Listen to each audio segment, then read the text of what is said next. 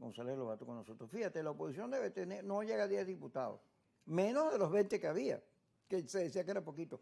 ¿Cuál será su papel ahí en medio de la discusión de la reforma? ¿Por dónde crees tú que va a venir el gobierno? ¿Va a haber amnistía? ¿Va a haber apertura? ¿O va a haber una cosa que se cierre? Bueno, hay varias ideas que se le vienen a uno a la mente, ¿no?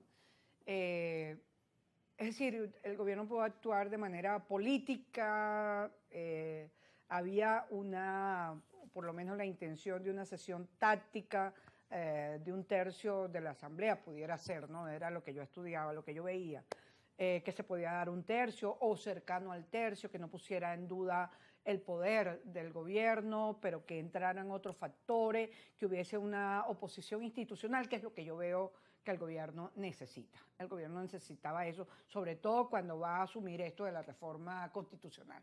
Una reforma constitucional le da miedo a todo el mundo. Es decir, es delicado lo que se vaya a hacer. Y más que todo serían como alertas, o sea, no se puede hacer una reforma de ese tipo sin que estén todos los sectores del país convocados. No hace falta golpear más a los ciudadanos que están tan afectados desde el punto de vista del día a día, porque si algo tenían interesante estas elecciones regionales era que se iba a lo local, al problema en las regiones y cómo llevar esa voz de la gente a un debate nacional. Entonces, más bien ocuparse, tomar decisiones y medidas inmediatas que favorezcan al país. Estas elecciones tienen que dar una calma al país y no meterlo en otro proceso inmediatamente, sino lograr establecer ciertas articulaciones, ciertos puentes con sectores que son opositores o que no están de acuerdo que no han militado dentro del gobierno de Nicolás Maduro, pero que son capaces de entender que eso puede formar parte de unos objetivos a mediano plazo del país. Ajá.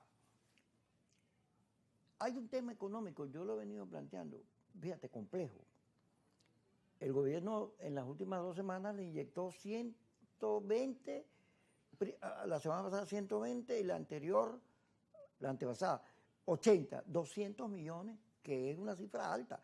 Y sin embargo el dólar siguió, o sea, hay un tema de confianza, de desconfianza, que tiene que ser tratado.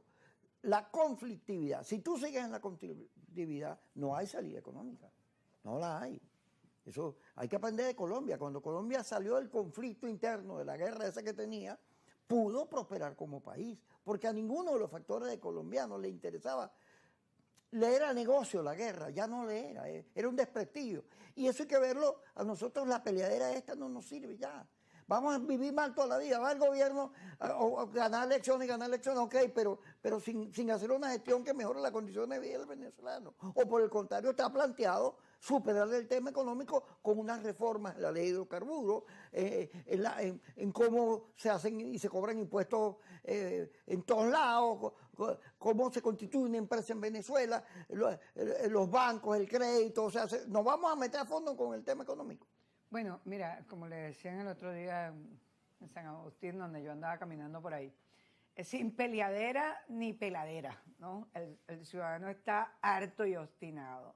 Afortunadamente, Kiko, Venezuela cuenta con economistas y eso es lo que esperemos, que haya medidas inmediatas, medidas claras. Y eso es una de las cosas que se pierde la intermediación de los sectores cercanos a ciertas comunidades con frente al gobierno que está.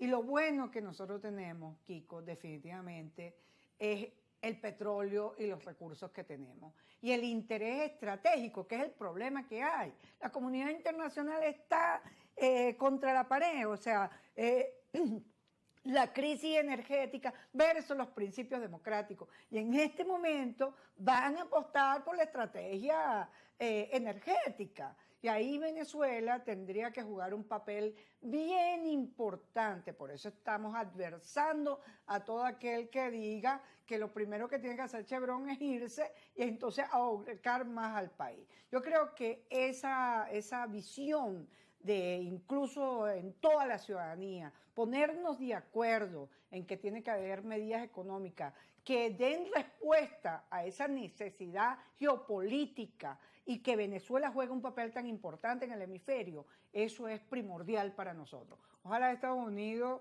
pues, se inspire y nos vea como unos socios interesantes y no como el patio trasero que no somos de nadie. Ah, fíjate que, volviendo a la elección, Ecarri, Claudio, Benjamín Rauseo, hay una cantidad de personajes y de partidos que en esta elección no sacan nada. Fuerza Vecinal me sorprendió, que quedó paradita, pese a todo lo que le ha ocurrido. Pero hay unos partidos que con mucha presencia en medios y cosas, pero que no obtienen ninguna votación.